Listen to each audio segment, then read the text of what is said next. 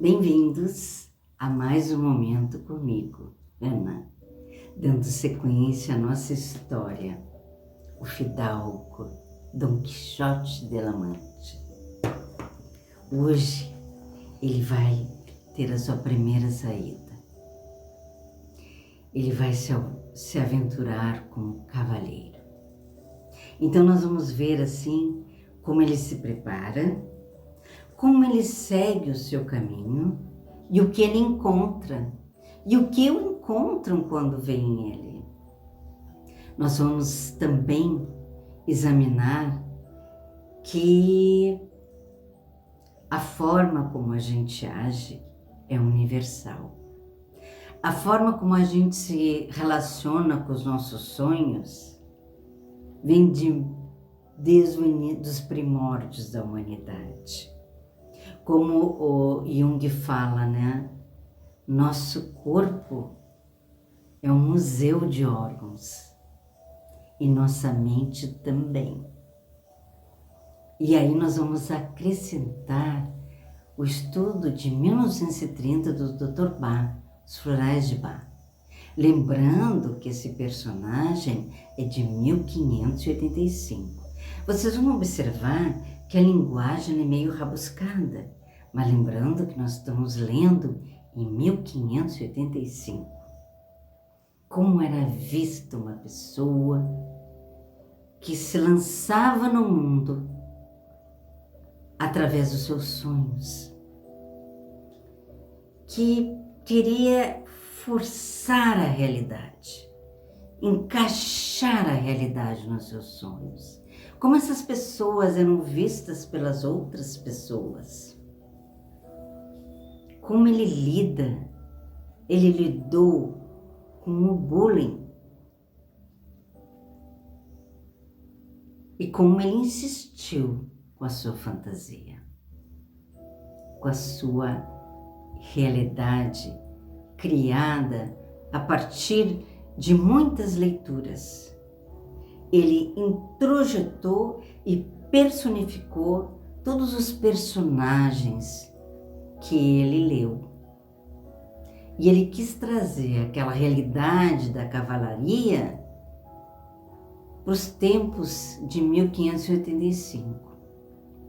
Mas antes de iniciar a leitura e os comentários, eu quero que você, se ao final desse vídeo gostar, apreciar, curta, compartilhe, comente aquilo que você acha pertinente, suas dúvidas, qualquer tipo de comentário. Será uma forma de nós estarmos nos comunicando, ok? Muito obrigada e vamos lá. Capítulo 2. Do que trata a primeira saída de sua terra, feita pelo engenhoso Dom Quixote. Feito todos os preparativos, ele não quis protelar por mais tempo a realização dos seus planos. Mesmo que ainda faltasse alguma coisa, algum detalhe, já era o suficiente para ele dar início aos seus projetos. Quais eram os projetos dele? Era sair pelo mundo, endireitar o que estava torto, todas as justiças a emendar, os abusos a reduzir, dívidas a salvar, matar gigantes, salvar damas. Esse era o seu projeto. E sem avisar a ninguém, ele saiu de madrugada pela porta do curral, com seu cavalo, com seu escudo, com a sua lança e seu traje de cavaleiro. Mal se viu no campo, ele foi inundado por um pensamento terrível. Ele não havia sido consagrado cavaleiro. Então ele não podia lutar com gigantes e nem com outros cavaleiros. Ele precisaria de alguém que o consagrasse cavaleiro, para então ele poder se tornar um cavaleiro. Agora ele seria apenas um novato. Mas mesmo assim, mesmo diante desse pensamento que lhe veio à mente, desse obstáculo de não ter sido consagrado cavaleiro, ele seguiu em frente. Ele pensou, vou encontrar alguém que vai me consagrar cavaleiro. Lembrando que em 1585 não existia mais cavaleiros, tampouco pessoas que consagrassem cavaleiros, mas ele iria encontrar no meio do caminho. E enquanto ele caminhava, ele ia conversando consigo mesmo. Ele imaginava, quem podia duvidar que nos tempos vindouros, quando sair à luz a sua verdadeira história, a história dos seus famosos feitos, um sábio viria a escrever. E ao relatar esta primeira saída de madrugada, e aí ele falou, imaginou que o sábio falaria que famoso cavaleiro, tal como Apolo sairia de madrugada, com seu rosto fino, seus cabelos dourados, os pássaros cantando, louvando aquela presença heróica. E era verdade. E ali ele ia, imbuído de todo aquele heroísmo. E assim ele foi delirando e escrevendo, e imaginando como seria escrita. E foi acrescentando outros disparates, todos semelhantes ao que havia lido nos livros, imitando aquela linguagem tanto quanto podia. Com isso ele ia caminhando tão devagar e o sol ia subindo tão rápido que com o ardor do sol bastaria para derreter-lhe os miolos, isso se os tivesse. Caminhou por quase todo aquele dia, sem que lhe acontecesse coisa alguma digna de se contar. Fato que o desesperava, porque queria topar logo com alguém que lhe permitisse experimentar o valor do seu braço forte. Há autores que dizem que alguma coisa aconteceu lá por perto de Porto Lápice, outros que teria sido a dos moinhos de vento, mas posso averiguar e achei escrito nos anais da Mancha foi que ele passou o dia todo a andar. E ao anoitecer, ambos, o cavaleiro e o cavalo, estavam cansadíssimos e mortos de fome. E olhando para todos os lados, a ver se a descobrir algum castelo ou malhada de pastores onde pudesse se abrigar, reparar sua muita fome e necessidade, divisou uma venda, não longe do caminho que trilhava. E foi como se tivesse visto uma estrela que o encaminhasse não aos portais, mas aos alcares da sua redenção. Deu-se pressa em prosseguir e alcançou-a tão logo começava a anoitecer. Estavam casualmente à porta da venda duas mulheres jovens, destas que chamavam da vida, as quais iam a Sevilha com uns arrieiros que tinham acertado em passar aquela noite na venda. Contudo, o nosso aventureiro pensava ou imaginava que ele parecia ser feito das coisas que havia lido. Assim que viu a venda, acreditou se tratar-se de um castelo, com suas 4 torres e seus capitéis de reluzente prata, sem lhe faltar a ponte levadiça e um profundo poço, com todos os complementos que em tais castelos se pintam. Aproximou-se, pois, da venda, que lhe parecia um castelo, e poucos passos dali puxou as rédeas do Rocinante, esperando que algum anão pusesse entre as ameias, tocando trombeta para avisar a chegada do cavaleiro ao castelo.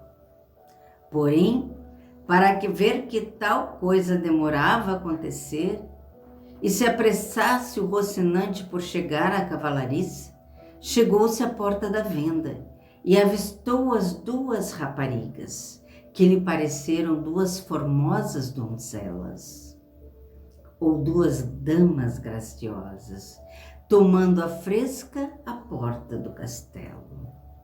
Mas por acaso sucedeu de andar por ali um porqueiro recolhendo uns restolhos para um rebanho de porcos. E tendo tocado sua buzina de chifre, cujo sinal os animais se recolheram, imaginou Dom Quixote nesse instante tratar-se daquilo que desejava ouvir, isto é, o toque do anão anunciando a sua chegada. E assim, em singular contentamento, aproximou-se das vendas e das damas. Estas, vendo aquele homem todo armado com lance e adarga, já se preparavam cheias de medos para entrar na venda. Quando Dom Quixote, compreendendo o receio que lhe assaltava, alçou a sua viseira de papelão, descobrindo seu seco e porento rosto, dizendo-lhes gentil e pausadamente: não fujam, vós mercês, nem temam dano algum, pois a ordem de cavalaria que professo não toca e nem cabe perturbar ninguém, mormente tão altas donzelas como demonstram vossas aparências. Miravam-no as moças, mexendo os olhos para ver-lhe o rosto que a má viseira cobria. Mas quando o escutaram chamar de donzelas, coisa tão fora da sua profissão, não puderam conter o riso e o fizeram de maneira tal que Dom Quixote se sentiu ofendido, tendo-lhes dito: assenta bem a cortesia nas formosas. E muita sandice é o sorriso de causa leve procede. Mas não vou lhe digo que para que vos molesteis, ou mostreis seu mal telante, pois cabe a mim nada mais almejo que vos servir-vos. A linguagem não compreendida pelas senhoras e o feio aspecto do cavaleiro aumentavam nelas o riso e nele o aborrecimento.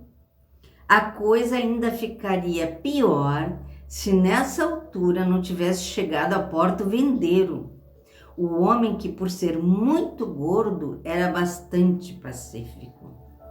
E ele, vendo aquela contrafeita, empunhando armas, aquela figura contrafeita, empunhando armas tão desiguais como a lança, o bridão, a adarga e o corcelete, por pouco não fez coro com as donzelas, em suas mostras de contentamento. Todavia, temendo a máquina com tantos apetrechos, achou de bom alvitre falar-lhe comedidamente e disse: se vossa mercê busca pousada, senhor cavalheiro, de menos o leito, tudo o mais encontrará aqui e com grande fartura. Vendo Dom Quixote a humildade do alcaide da fortaleza, com tais lhe pareceram vender e a venda, respondeu: para mim, senhor castelão, qualquer coisa serve, porquanto. E aí, o aldeão, o hospedeiro, ele ficou impressionado que chamaram ele de castelão, por ter julgado um dos bons homens de Castela. Embora fosse andaluz e da praia de Salsuga, não menos ladrão que Caco, nem menos trapaceiro que estudante ou pajem, assim lhe respondeu: temos então que as camas de vossa mercê serão duras penhas, e o seu dormir sempre a velejar. Sendo assim, pode apear-se, na certeza de encontrar nessa jossa ocasião e ocasiões para não dormir o ano inteiro, mas ao menos uma noite. Então vamos ver assim, né? Eu quis fazer questão de mostrar para vocês esse diálogo entre as meretrizes que o Dom Quixote percebia como damas e o hospedeiro que ele percebia como castelão, o dono do castelo. Percebe que ele tem um lance de realidade, porque ele percebe que elas estão rindo dele. E ele mostra, naquela linguagem rebuscada do delírio dele, que ele não quer fazer mal a elas, que ao contrário, ele veio para servi-las. E o hospedeiro olha para aquela figura toda estranha e vê que está dando confusão ali, e na humildade ele se oferece e abre a venda para ele. Então vemos assim o primeiro confronto com a realidade, né? Como a realidade nos trata. Ainda dizem que a realidade não é um mestre. Pensa que ele sai cedo, de madrugada ainda, em busca de aventuras. E o que acontece no dia inteiro? Ele vai devagarinho e o sol queima os miolos dele. Ele caminha ele troteia o dia inteiro sem encontrar nada. E a fome assola o seu organismo e do cavalo também. Mas ele não desiste, ele insiste com a realidade. E ele encontra uma venda. E ele consegue fazer daquela venda um castelo. E ele consegue lidar com as meretrizes como sendo damas.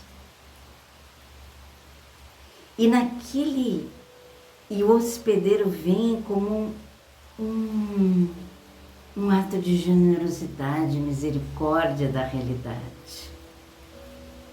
Porque ele percebe que a confusão está formada, mas ele vem e trata o nosso cavaleiro com boa hospitalidade. E o nosso cavaleiro imediatamente se desarma e se abre para receber aquela hospedagem.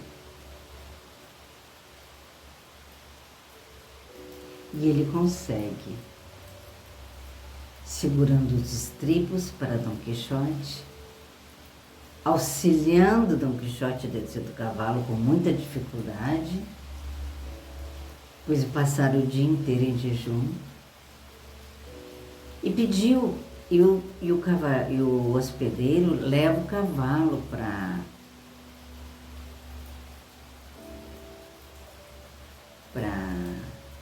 a estrebaria, né?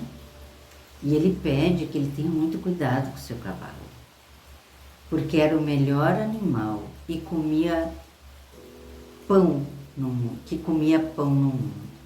Mirou o vendeiro e a cavalgadura não lhe pareceu tão boa como dizia Dom Quixote, talvez nem mesmo a metade.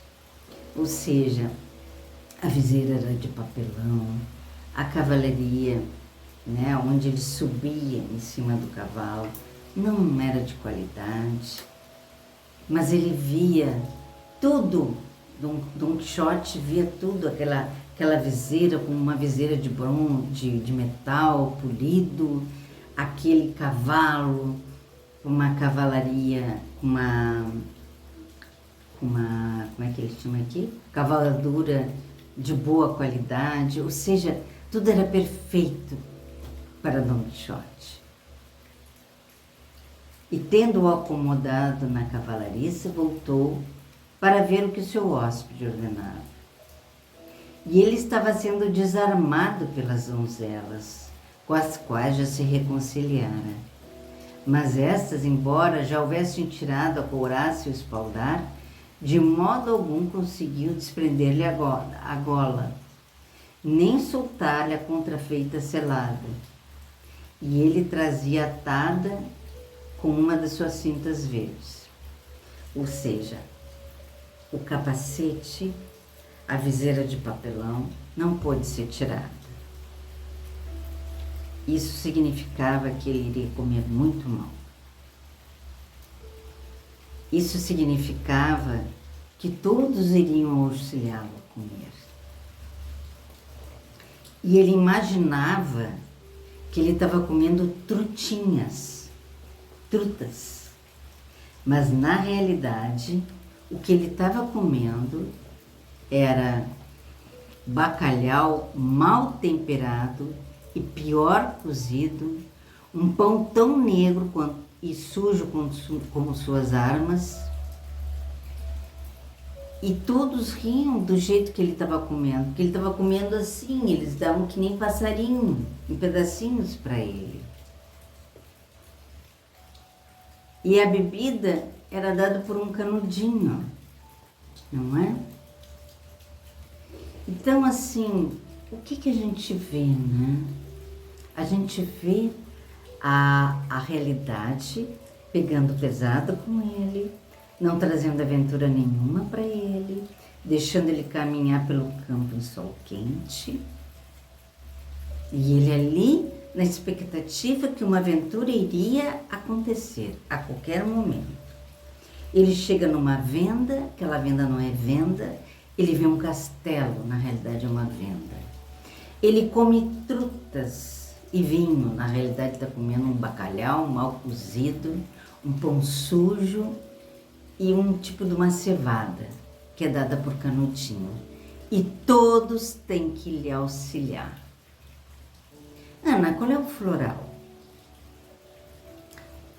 Vou pegar a parte da comida que ele tá todo engasgado, comendo assim.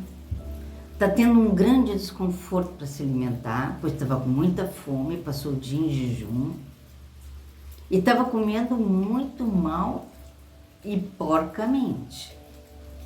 Mas ele estava tão feliz na sua fantasia que ele estava comendo trutas e vinhos. E ele estava completamente desconectado do desconforto físico que ele estava sentindo, do desconforto alimentar que ele estava sentindo. E ele estava divertindo todo mundo ria, e ele também. Ele no universo da fantasia dele, e eles compartilhando aquele universo. Qual é o floral, Ana? O floral é o agrímone. Por quê? Porque a pessoa agrímone, ela esquece do desconforto dela. Ela esquece da dor dela. Ela passa por cima dos sentimentos dela. Ela é uma companhia muito agradável. Ela envolve todo mundo com seu sorriso. Ela cativa, ela cria um ambiente onde o que se passa dentro dela é completamente esquecido, passado por cima. E qual é o problema? O problema é quando a gente não acolhe em nós as nossas dores, o nosso sofrer, as nossas angústias. A gente não aprende com elas, a gente não evolui com elas. A gente fica naquele mundo ideal e conduz todo mundo para o mundo ideal, para o mundo leve, para o mundo alegre, para o mundo que todo mundo ri. Mas a realidade não é assim. A realidade é como aquela manhã, como aquele dia. Dom Quixote caminhando no campo, sol quente, ele com aquela roupa toda de metal, com aquela viseira de papelão, aquelas armas sujas, porque ele não conseguiu polir, e à mercê do que aparecesse pela frente. E foi aquela venda. E assim foi no primeiro dia do nosso personagem. Ah, e mais um aspecto. Quando é que a gente sabe que um sonho se torna delírio? Quando a gente se torna dependente dos que estão à nossa volta. Assim como Dom Quixote se tornou dependente muitas vezes, primeiro porque ele precisou de alguém que o consagrasse cavaleiro. E segundo, porque ele precisou de alguém que lhe desse de beber e lhe desse de comer. Porque pelo delírio dele, pela fantasia dele, ele não conseguiria comer sozinho e nem beber sozinho. Então, os 38 florais de base, 38 essências florais, nos mostram a forma como nós nos tornamos dependentes do outro e das circunstâncias externas. Olha que interessante isso. Dependemos da generosidade daquilo que se apresenta na nossa frente. Se você gostou, aguarde o próximo capítulo. Como será que Dom Quixote será consagrado na ordem da cavalaria? Como será que ele passará a noite ali com aquela viseira de papelão, com aquela gola de metal?